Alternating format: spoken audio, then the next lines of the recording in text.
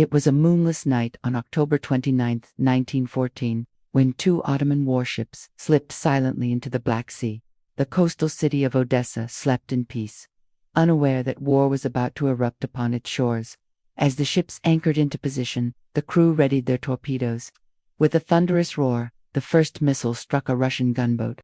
Within minutes, chaos spread across the harbor. Explosions lit up the dark waters, and for half an hour, the Ottoman fleet unleashed destruction upon the port. The attack shocked the world, while some in Constantinople were uneasy about provoking Russia.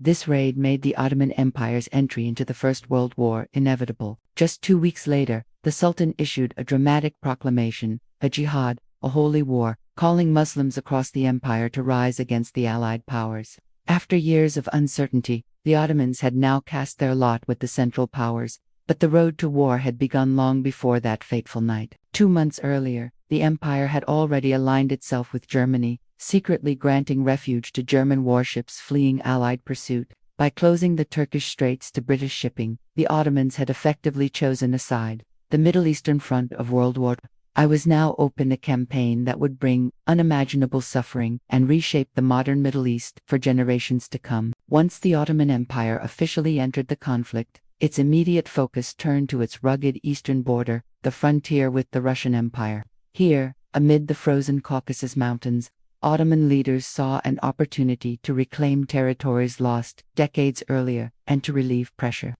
on their German and Austrian allies fighting in Europe. The man leading this bold plan was Enver Pasha, the empire's ambitious minister of war. In late December 1914, Enver launched a massive offensive toward the town of Sarıkamış in eastern Anatolia. A brutal campaign fought at an altitude of nearly 6,000 feet, but his gamble would end in catastrophe. The Russians, entrenched and well-supplied, counterattacked and encircled the Ottoman Third Army. Trapped in freezing conditions, tens of thousands of Ottoman soldiers perished not from bullets, but from exposure, starvation, and disease. Only a small fraction managed to stagger back to their headquarters in Erzurum. The Battle of Sarıkamış was a disaster, one that revealed the grim realities of the Middle Eastern theater. While the armies here were smaller than those in Europe, the environment itself became a merciless enemy. In the mountains of the Caucasus, frostbite, typhus, and exhaustion claimed nearly as many lives as combat. The harsh logistics of sustaining troops in such remote terrain drained the empire's already fragile resources.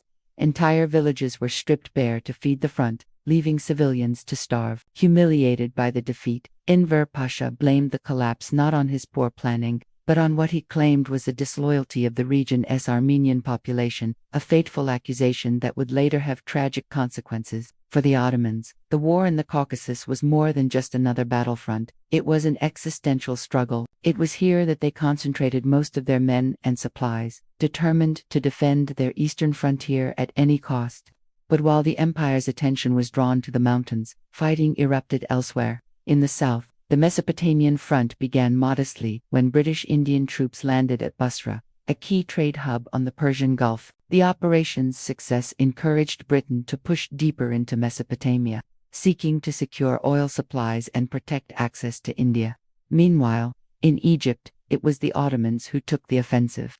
Led by Semil Pasha and his German advisor, General Friedrich von Kressenstein, an Ottoman army set out across the harsh sands of the Sinai Peninsula in January 1915. Their goal, to strike the Suez Canal, the lifeline of the British Empire, and cut off Britain from its colonies. The attack was daring but ultimately doomed. Indian troops defending the canal repelled the invasion, yet the threat lingered.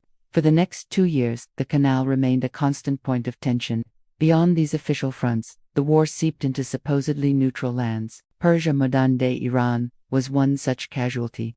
Though it had declared neutrality, both Allied and Central powers violated its borders in a shadow war for influence.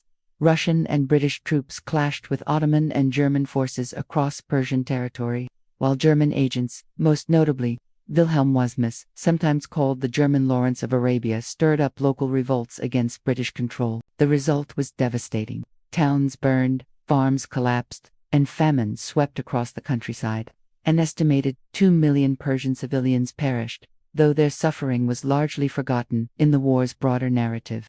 By 1915, the Ottoman Empire was stretched thin across 3 major fronts: the Caucasus, Mesopotamia, and the Sinai. Yet, despite the strain, none of these seemed to directly endanger the empire's heartland. Constantinople, the imperial capital, felt distant from the violence. That sense of security was shattered on April 25, 1915, when the Allies launched a bold amphibious invasion of the Gallipoli Peninsula. The mastermind behind this operation was Britain's First Lord of the Admiralty, Winston Churchill. His plan was ambitious: to force open the Dardanelles Strait, crush Ottoman defenses, and secure a naval route to supply Russia.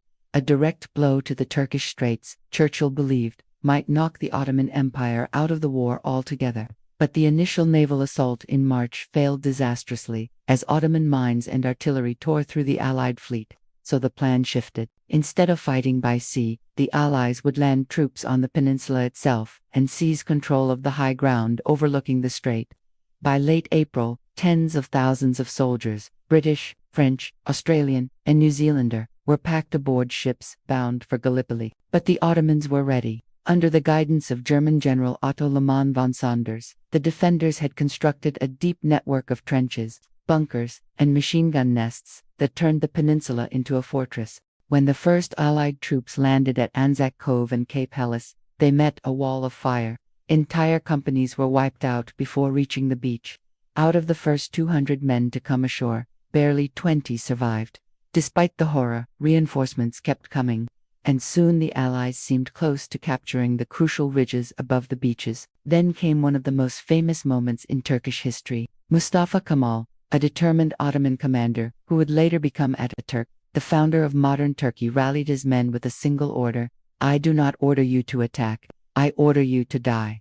His counterattack pushed the exhausted invaders back to the shore and sealed the fate of the Gallipoli campaign. The Allies launched one more major offensive in August, coordinating assaults at Anzac Cove and Cape Helles, with a new landing at Suvla Bay. Yet again, the fighting bogged down into bloody stalemate.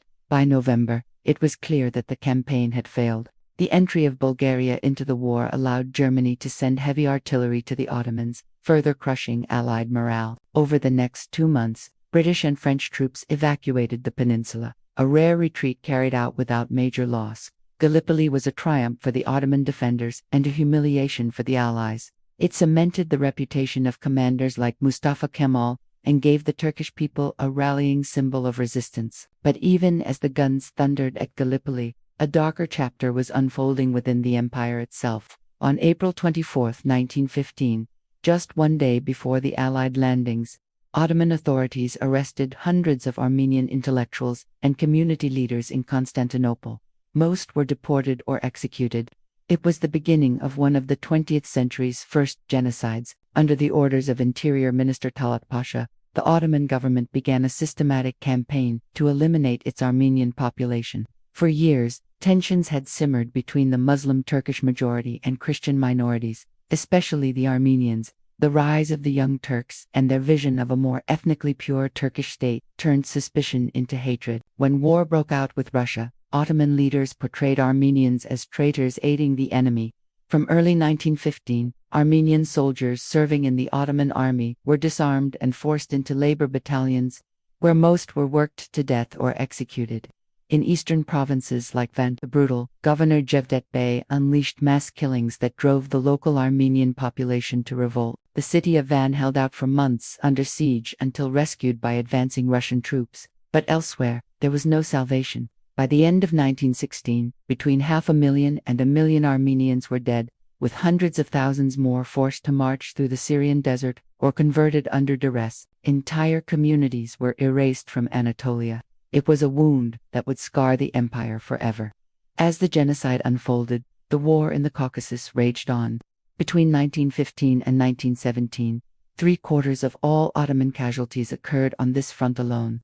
The Russians dominated the campaign, steadily advancing deep into eastern Anatolia. By spring 1917, they had captured the major cities of Erzurum, Erzincan, and Trabzon in Mesopotamia. Meanwhile, British forces continued their advance. After taking Basra, they pushed rapidly northward throughout 1915. By late that year, they reached the strategic town of Kutalamaka, but their success came at a cost. Supply lines stretched thin, and the troops were exhausted. Under General Charles Townshend, the British pressed forward to the Battle of Tewkesbury, only to face an Ottoman force twice their size. The result was disastrous. With heavy casualties and dwindling supplies, Townshend retreated to Kut, where his army would soon find itself besieged. The forgotten Middle Eastern theater of World War I was anything but minor. It was a vast, brutal conflict fought across deserts, mountains, and cities, a struggle that reshaped nations, destroyed empires, and gave rise to modern borders that still define the Middle East today. While he held his position, the Ottomans settled in for a siege. For 5 months, the army's supplies dwindled as the British launched 3 frantic, poorly organized relief efforts.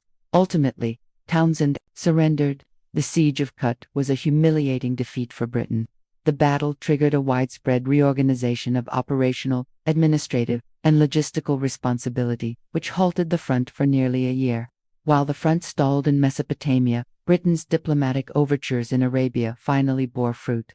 After years of exchanging letters with the British High Commissioner in Egypt, Sharif Hussein bin Ali of Mecca agreed to rise up against Constantinople. Hussein's ambitions matched Britain's interests despite Britain's support for rivals and several other conflicting promises. On the morning of June 10, 1916, the desert air echoed with a single rifle shot. It was fired by Sharif Hussein of Mecca, the symbolic spark that ignited the Arab Revolt. Within days, rebel forces under his command captured Mecca, and soon after, the crucial port city of Jeddah. This was no ordinary uprising. It was a rebellion born of promises made by the British to Arab leaders that, in exchange for their help against the Ottomans, an independent Arab kingdom would rise from the ashes of the empire. From October onward, the revolt gained a curious new figure, a British intelligence officer named Thomas Edward Lawrence. To the world, he would become known as Lawrence of Arabia. Moving through the desert in tribal dress, he coordinated raids alongside Hussein's sons Faisal and Abdullah. Their most famous operations targeted the Hejaz Railway, a lifeline of Ottoman supply lines running from Damascus to Medina. Explosive charges blew apart tracks, bridges, and trains, severing communications and forcing the Ottomans to divert troops to defend remote outposts. Politically, the Arab Revolt would leave a lasting mark on the Middle East. But militarily, its direct impact was limited. The rebels often faced minimal Ottoman resistance, and despite British hopes, the uprising failed to inspire widespread revolts among Arabs outside the Hejaz. Still, it proved a powerful symbol of both hope and betrayal, one that would echo long after the war ended. Meanwhile, Britain's main focus in 1917 shifted back to the empire's southern fronts. In Egypt, British forces had secured the Sinai Peninsula and were now preparing to advance into Palestine. Further east, in Mesopotamia, the British Army was reorganizing for another major push toward the ancient city of Baghdad, the jewel of Ottoman Iraq. Palestine's fertile plains and steady water supply made it an ideal staging ground for future operations. But progress there came slowly. In the spring of 1917, 2 costly assaults on the fortified city of Gaza had failed, leaving the front bogged down in stalemate. The Ottoman defenses, though stretched, held firm under immense pressure. Then, in June of that same year, the Arab Revolt delivered its greatest success. Arab forces captured the port city of Aqaba, a stunning victory made possible by clever strategy and geography.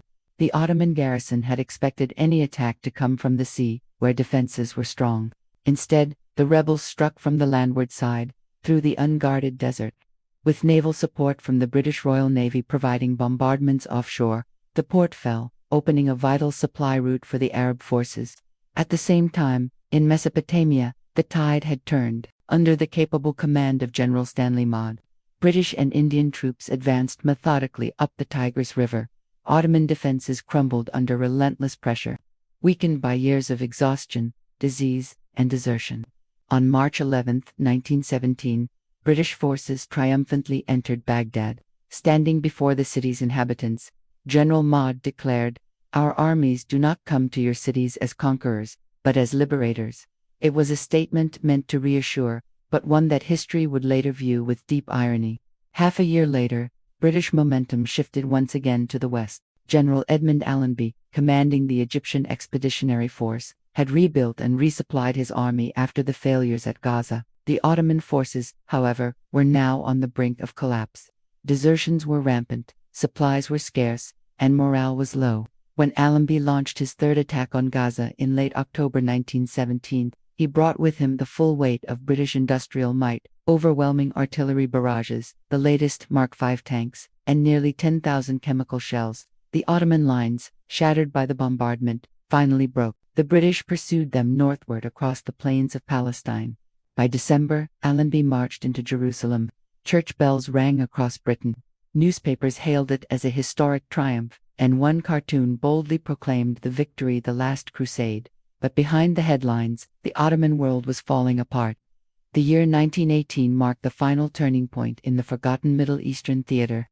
The empire, already bled dry, was now collapsing under the weight of famine, disease, and ethnic violence. Millions of civilians across Anatolia, Syria, and Mesopotamia starved as supply systems disintegrated and war devoured every resource. Yet even as the empire neared collapse, its leaders clung to a desperate dream. The Russian Revolution of 1917 had thrown the old enemy to the north into chaos. With the Bolsheviks seizing power and Russia withdrawing from the war, the once impenetrable Caucasus front was now wide open. Seizing the opportunity, the Ottoman leadership saw a chance to reclaim lost territory, and perhaps to achieve an even grander ambition. Through the Treaty of Brest-Litovsk in early 1918, the Ottomans regained lands lost decades earlier. But this small success only inflamed larger ambitions. Many within the ruling circles of Constantinople envisioned a vast new order, a pan-Turkic empire, uniting all Turkic peoples from Anatolia through the Caucasus to Central Asia. Driven by this vision, Ottoman armies pressed deeper into the Caucasus throughout 1918. They fought their way through regions descending into anarchy, where Armenians, Georgians, and newly formed Azeri forces struggled to define their borders amid the ruins of the Russian Empire. For a brief moment, it seemed as though the Ottomans might rise again, expanding eastward even as they crumbled elsewhere. But it was an illusion, one last grasp for glory before total collapse. While Ottoman troops marched through the Caucasus, their forces farther south were being crushed. In Palestine, after months of stalemate, the British launched one of the most decisive offensives of the entire war, the Battle of Megiddo, fought in September 1918. On September 19, under the command of Allenby, Allied forces struck with unprecedented coordination. Airplanes strafed retreating Ottoman columns, while motorized transport and cavalry units rapidly encircled their positions. It was a modern war of movement unlike anything the Ottoman army had faced before. Within days, the front completely disintegrated.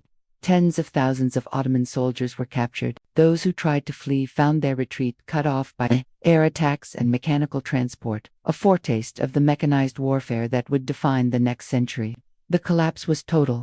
Within a month, British and Arab forces had pushed north as far as Aleppo. The once mighty Ottoman army, exhausted and broken, could no longer defend its vast territories. Yet the final blow did not come from the deserts or mountains of the Middle East, but from Europe itself. In the Balkans, the Allied breakthrough on the Salonika front shattered Bulgaria, one of the Ottoman Empire's closest allies. As Bulgarian resistance crumbled, German armies were forced into retreat, and the road to Constantinople lay open. By late October, the Ottoman leadership recognized the inevitable. Their armies were gone, their people starving, and their capital exposed. On October 30, 1918, the empire signed the Armistice of Mudros, bringing an end to the Ottoman campaign in the First World War, and 2 centuries of imperial power. The Middle Eastern theater had played only a supporting role in the global course of the war, but its consequences were catastrophic and far-reaching. Over 7 million people in the region perished, not only from combat, but from famine, disease, and displacement. Cities were destroyed, borders redrawn, and centuries-old communities torn apart. In the aftermath, the victorious powers carved up the Ottoman lands into mandates and protectorates. Britain claimed Palestine, Iraq, and Transjordan.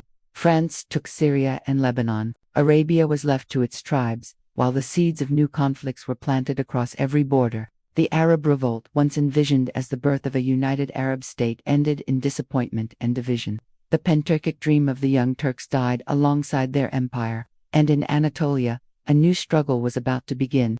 As Mustafa Kemal, the hero of Gallipoli, prepared to lead a nationalist resistance that would give birth to the Republic of Turkey, the First World War in the Middle East was a war within a war, a forgotten front that decided not the outcome of 1918, but the shape of the century that followed. From the deserts of Arabia to the highlands of Armenia, from the ruins of Baghdad to the shores of Gallipoli, the Ottoman Empire's final struggle marked the violent birth of the modern Middle East, a region forever haunted by the ghosts of empires and the echoes of World War I's forgotten Middle Eastern theater.